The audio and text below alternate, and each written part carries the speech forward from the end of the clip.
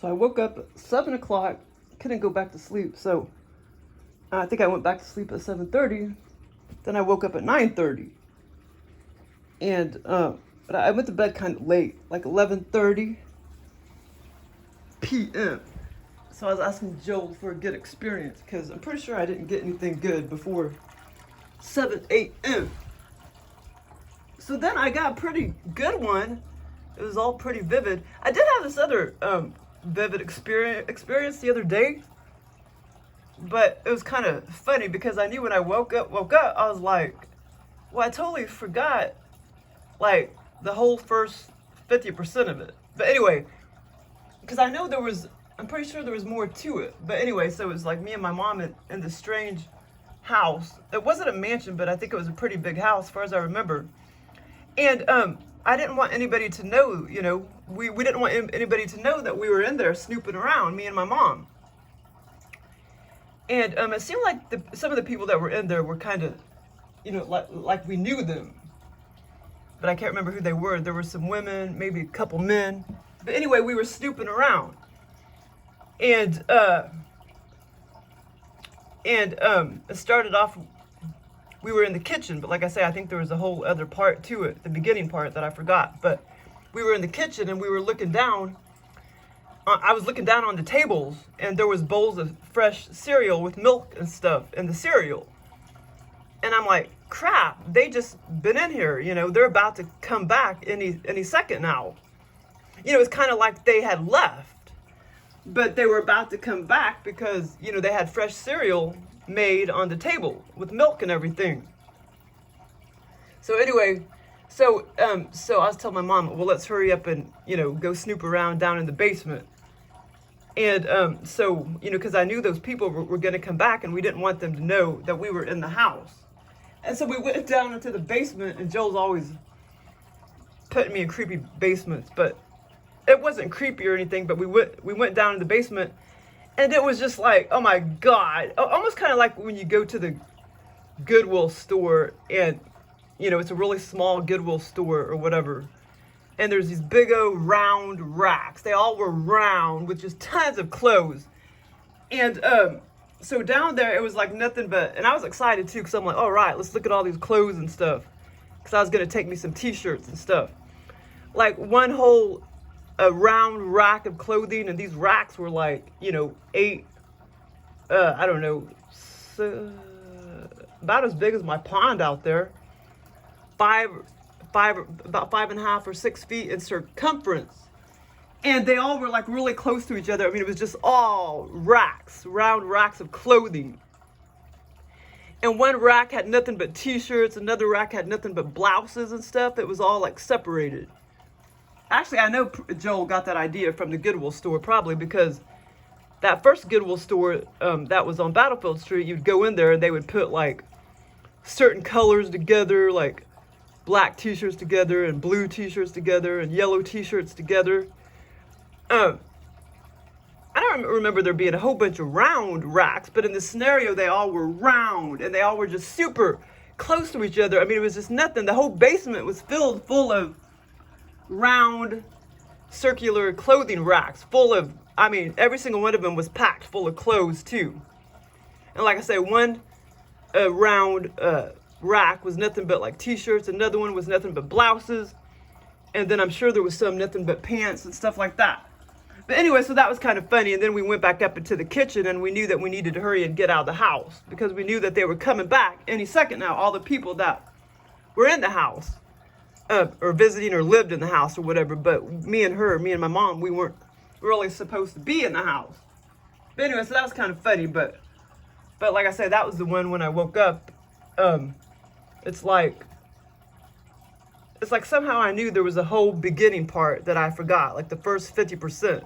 But anyway, but it was pretty cool. I mean, that part was all very vivid, the cereal and all that. I'm sure the first part was vivid too, but for whatever reason, I forgot. And it could be just, sometimes, Joe could just be screwing with my head and making me think that when maybe the scenario did start, right when we were in the kitchen in a pretty big house. It wasn't a mansion, but I know it was a pretty big house. And like I say, the people were familiar to us, but for whatever reason, we weren't really supposed to be in the house. Me and my mom, and we just went in there and started snooping around. But anyway, but yeah, so the one I had this morning, what was pretty cool. So it started off, and it was all very, very vivid too. It started off in my grandma's house on Lombard Street. And I can put her house, it was a bungalow, I can put her house on the front of the template. And I've already had videos before like that where I put her house, you know, at the front, you know, on the template. Yeah, Joel gives me experiences all the time over in that house because she lived over there till I was about 21 or 22 years old. So she had been in that house for many years, and we would always go visit her and stuff over there by the college.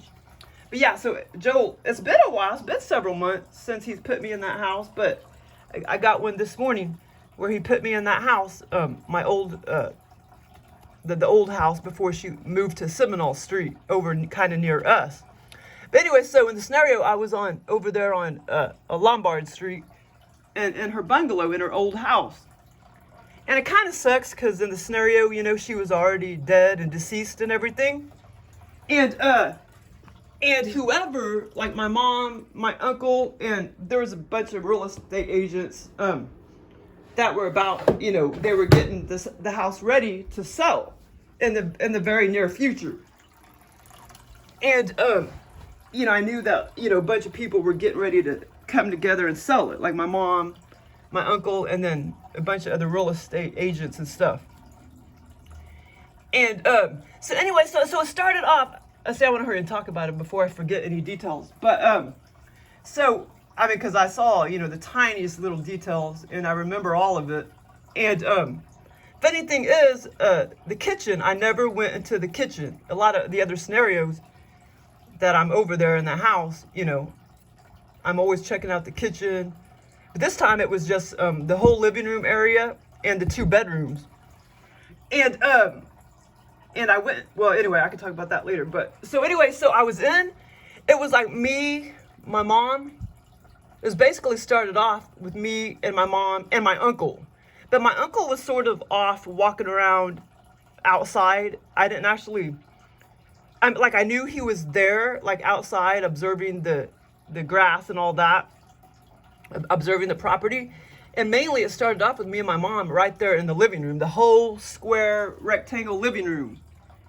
And it was pretty much empty, you know, because there was a few things in the house, but it wasn't completely empty because like I say, they were getting ready to sell it.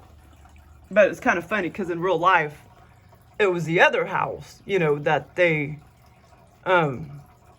you know, like I don't ever remember them selling the house on Lombard or whatever. I guess I was too young or whatever. But it's kind of funny because in real life it was, you know, the other house recently that we had to sell and stuff in 2016 on Seminole Street. So anyway, so it started off, me and my mom were walking around, observing the living room in my grandma's house. And like I say, my grandmother was dead and deceased, so she was not in the scenario. And so I started walking around observing, and that went on for a long time. And me and my mom were talking, et cetera, several times. And then over there, let's see, I'm trying to, the layout kind of started changing a little bit from real life as I was in the scenario. Because the TV, when I started watching the TV, the little TV was kind of like up against, on a TV stand, up against the wall where the picture window is in the front of the house, the front of the bungalow. But in the scenario, I don't really remember seeing the picture window. But anyway, so I'm sure it was there. But anyway, so we started talking, walking around, and eventually, like for whatever reason, I started watching, it was Dr. Phil. Dr. Phil was on the TV, the small little TV that was still left in the house on top of the stand. It was a small TV. And like I say, in the scenario, it was kind of up against where that picture window is. And in real life, my grandmother had it the opposite direction, up against the other wall. But anyway, so it was up against that picture. I mean, it was up against that wall, and which is, has the door right there to the outside, the front door entrance to the outside over to the left. And as I was watching the TV, I don't necessarily remember seeing that door. I did see it as I went out of the house, though. But anyway, so Dr. Phil, there was this woman talking, and the topic they were talking about. Now, Joel didn't program that. I can't remember what they were talking about. But as I started looking at the guest, the female, she looked about 60 or early 60s, and this is kind of funny. But so, like, Dr. Phil was sitting on the left, and then she was sitting on the right, in the TV, on the Dr. Phil show, and I started seeing her eyes look all demonic and start, like, they turned white at one point, and then they started turning into like big lizard slits, and then I started telling my mom, I was like, Mom, that's a demon, and my mom, I can't remember if she said anything. I think she did, but I was trying to tell her to come over here. See, if you look in her eyes, that's a demon.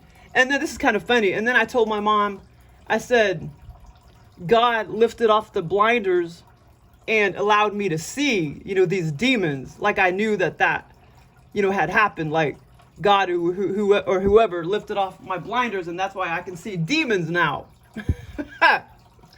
But I know Joe got that from thoughts and stuff that I had recently or whatever. Cause just recently, I don't bring up that band videos, that Alex Jones shit very often, but, well, actually, no, it wasn't even on there. It was on the front of Yahoo. They showed that dickhead, Dr. Fawcett or whatever. Yeah, Fawcett, Dr. Fawcett. And I was thinking in my head, so that's why Joe put this information in there, because every time I see him, I'm like, he's just a fucking demon, you know what I mean? Just fucking demon, And so, and then, of course, I was watching that. It's kind of stupid, but I was watching, I'm not done with it yet. I have like 20 minutes left. I'm watching that Bird Box. And their eyes get all like reptile-like before they get slaughtered by the invisible demon. And so that's why Joel put that information in here. That's why he created a scenario, because I had all that recently on my brain. But so that woman, yeah, her eyes were turning all demonic, and they were turning white and everything else. And but I knew other people probably couldn't see it, But I told my mom, I was like, well, come over here, because that woman's a demon and blah blah blah blah. And okay, so at this point, I told her that I wanted to go get my cell phone out of the car, and to come in and then take a video of the TV, of her eyes shifting and stuff. But by the time I came back, I ran into some problems. By the time I came back into the house, the show was already over with, so I didn't get to take a video. So I went out of the house. For whatever reason, I got into my car, and I drove a few houses down over to the left side of the street, and I ended up stopping in the driveway. The neighbors drive. I mean, like my grandma's neighbors. All around her, all those houses were really, really close, and they all were pretty much her neighbors. Back in the day. But in the scenario, some of those neighbors had already died off, so it was younger kids and stuff, college-looking kids living there now. So and I forgot that woman's name, the one that was real OCD in real life, that lived across the street, a couple houses down. I for whatever reason, I drove my car, or maybe it was just parked there. I don't know, because it seemed like I actually kind of drove a little ways, which made no sense, because all I needed to do was get into my car and get my phone. But for whatever reason, I ended up, my car was over there a couple houses down across the street, catty corner to my grandma across the street. And that, in real life, that's where the OCD woman lived, because my uncle would make scuff marks in her driveway. She would be out there cleaning the scuff marks up or whatever. So anyway, for whatever reason, I walked over there, or I drove over there, and I got into my car, and I was looking for my cell phone and everything, and I was about to drive back into the driveway of my grandma's driveway, which was just a few yards away. back behind me because the car was facing, away from my grandma's house, the way I had it parked. And then, okay, this is where it got really weird. And like I say, I remember seeing a bunch of people standing around, and they looked like college students, a couple men, or several men. And I knew that they were probably college students and having a little party or something. And so then I was looking for my phone and everything. And as far as I remember, I did find it, and I picked it up. And then I was about to, like I say, I was about to pull back out and to drive back into my grandma's driveway. Of course, I would have had to turn around and everything. And that's where I looked up on the dashboard, and there was like a head. It was like the back of a man's head, but it was a very, very small head just sitting there. It was so weird. And it was like, it had dark hair. It was really short hair in the back. And it was just sitting there in the middle of the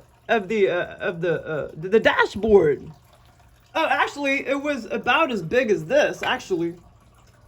See, that's a very small head. It was about as big as that. But maybe that's where Joe got the idea. I don't know. But it was just sitting there. It had no body or anything. It was just a head. And I was kind of like, that's kind of weird. Okay. I was just kind of like, why is there a head there? And I'm like, it doesn't need to be there. By the time I back around, hopefully, he will have left and gone or whatever. Left.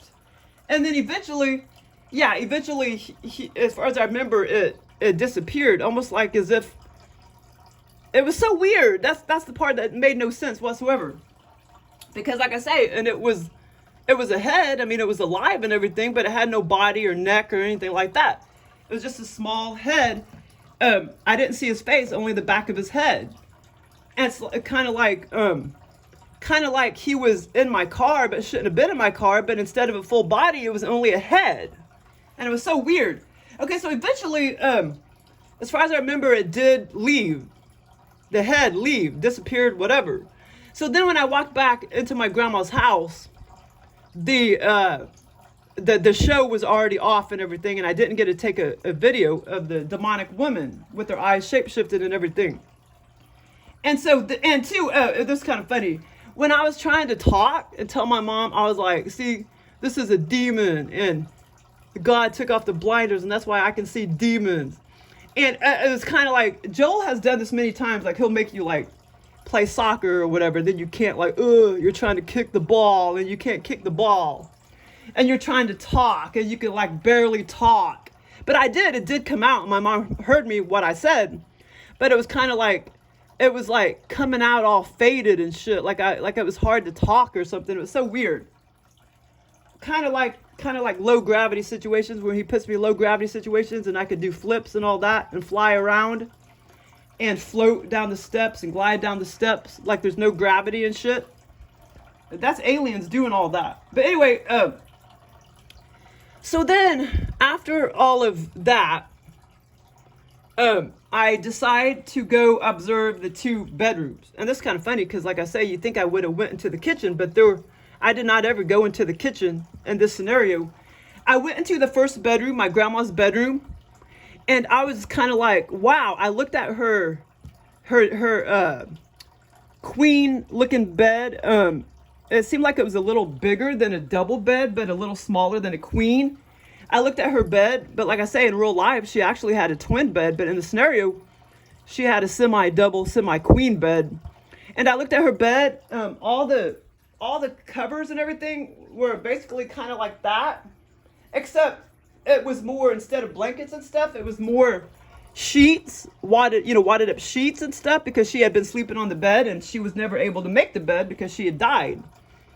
And it was never made, by anybody else. And, until we cleaned out the house or whatever. And so I looked at the bed and I'm like, wow. I was like, that had been like that, for quite some time, because after it was, I don't know how long after she had died, like we were going in the house, observing the house or whatever. But it was, it was, several months at least, because as I was looking at the bed, I was just like, wow, it's still left the same way, as when she died or whatever. You know what I mean? The bed was never made or anything. And so I was observing the sheets all bunched up and everything. on this double/queen bed that she had just sitting there, because that was her bed that she slept in, and that was her bedroom. And so I went to observe that and everything, and this is where it kind of got funny too. So I first observed her bedroom, and then I went into the other bedroom. That house actually had 3 bedrooms, but in the scenario, there actually was only 2 bedrooms in the scenario. So I went into the house, I mean the bedroom to the left of her bedroom, and it was kind of funny because I didn't live in the house or anything, ever. I never lived in the house. I mean, when my grandma was living there. But in the scenario, it was kind of like I would stay with her a lot. It was kind of like I would go over there and stay a lot, and but not for like many months at a time or anything like that. And for whatever reason, I had my dresser in the second bedroom. I had my dresser, and I had a bunch of shit that was mine in the dresser. And a lot of the stuff that was in that room was still mine. Yeah, that was kind of weird. And wait a minute, there was some kind of stuffed animal. Yeah. Well, anyway, there was a shelf with a bunch of my stuffed animals on it. And I knew eventually I had to come back and get all my stuffed animals and all that. And there was a couple other stuff in the room too, but it was basically almost empty, except there was still like the little shelf of most of my stuffed animals. And then there was my dresser, and there was no bed or anything, because like I say, we were already clearing out the house, and some of the stuff was already cleared out, but I knew I needed to go back in there and get all that stuff. And then over up against the wall was my dresser, and I opened the dressers, and some of the dressers were empty, and a lot of the drawers, and some of the drawers were not. And I was like looking at all my little pictures, and I was like, wow, I need to hurry up and come back and get all this stuff, because all this stuff is mine. And so I looked at some of the drawers, and I picked up like the exact pictures, the exact photographs that I had taken in real life. And I knew, I needed to come back and get those photographs. One of the photographs was like me, and like, it was like a light blue shirt. And then I was holding Patty, one of my cats, Patty #1, some old photographs and shit like that. And I remember all the fine little details. They were exact photographs that I had taken in real life, like small little photographs, and from my 35mm camera. And I knew, I needed to come back and get all those photographs and all that out of the drawers, and all my stuffed animals and stuff. But yeah, but it was a cool experience. And then let me make sure I'm not forgetting anything.